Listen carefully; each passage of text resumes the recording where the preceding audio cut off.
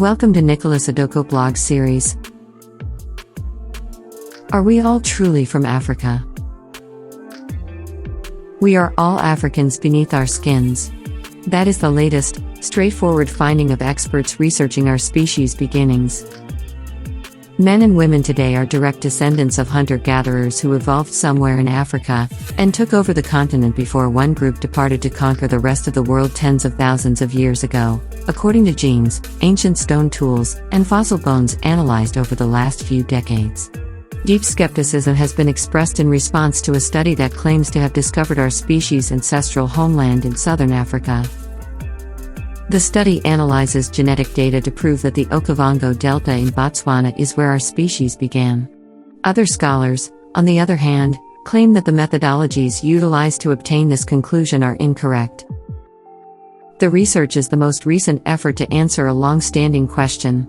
While there is strong evidence that our species evolved in Africa, the exact location is unknown. Eastern and Southern Africa, with their abundant fossils, have both been considered our ancestral home. Yet, given the fossil findings across Africa, many anthropologists now believe that interbreeding populations existed continent-wide, negating a single homeland. Birthplace of a species. Vanessa Hayes and her colleagues from Sydney's Garvan Institute of Medical Research collected over 1,200 DNA samples from people in southern Africa. The DNA samples were all mitochondrial DNA, which is inherited only from mothers. This information was utilized to generate a family tree that depicted when ancient populations divided. They came to the conclusion that the oldest lineage appeared around 200,000 years ago, which they believe is when our species began.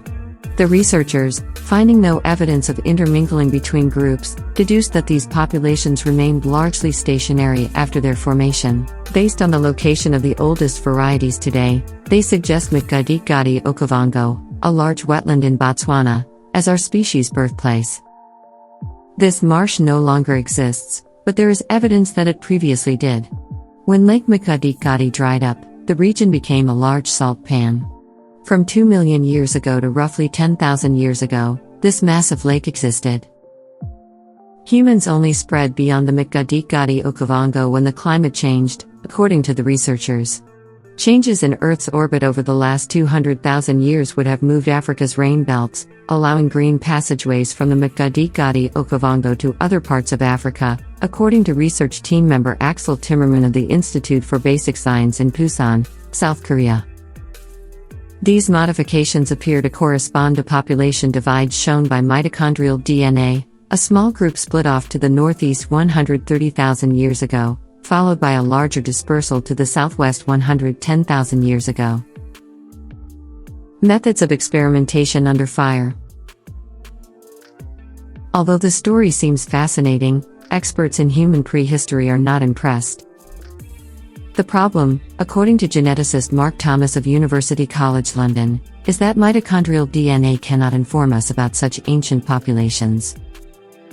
Mitochondrial variations only have a limited correlation with individual populations, and this correlation worsens as time passes. When you go back to the mitochondrial common ancestor, which was roughly 200,000 years ago, the tree must have no information about our demographic history, Thomas explains. According to Eleanor Sherry of the Max Planck Institute for the Science of Human History in Jena, Germany, the report also ignores evidence showing our species is more than 200,000 years old. Moroccan fossils, for example, imply that our species is at least 315,000 years old. It may be claimed that these fossils aren't modern enough to be humans, but that is also true of numerous southern African fossils, according to Sherry. Until between 100,000 and 40,000 years ago, no single individual possessed the constellations of features that distinguish us today. People in southern Africa are likewise unlikely to be evolutionary relics who have not evolved or moved geographically for tens or perhaps hundreds of thousands of years, according to Sherry.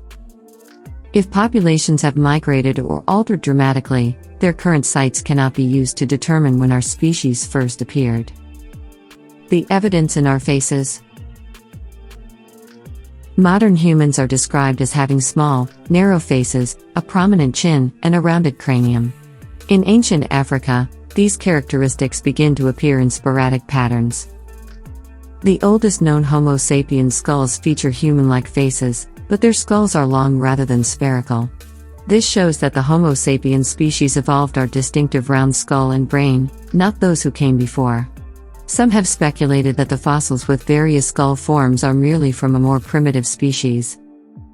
However, Sherry, Stringer, and their co-authors suggest that the Homo sapiens lineage dates back at least 500,000 years and that its evolution would have included more primitive fossils.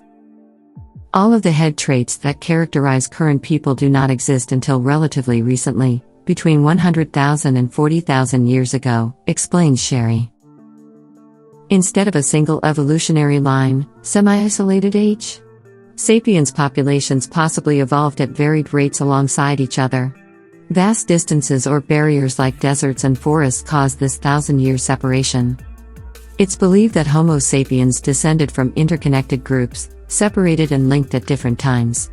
Each one possessed a unique set of physical characteristics, a mix of ancestral and modern qualities. The Middle Stone Age.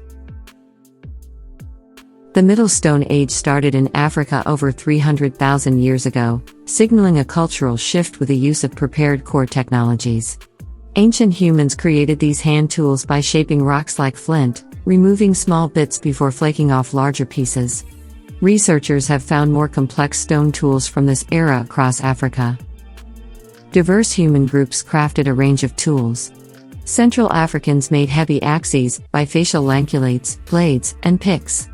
Meanwhile, tang tools emerged in North Africa's grasslands and savannas. While the Middle Stone Age began concurrently across Africa, different regions produced distinct tools. This variation suggests long-term separation of human groups, likely due to geographic barriers like deserts and rivers. This data from across Africa supports the theory that modern people evolved across the continent rather than in a single location. It is fascinating that diverse sorts of data seem to support one another, all of which is crystallizing into an exciting new understanding of our origins, says Sherry. Kindly like and subscribe to this YouTube channel for more content.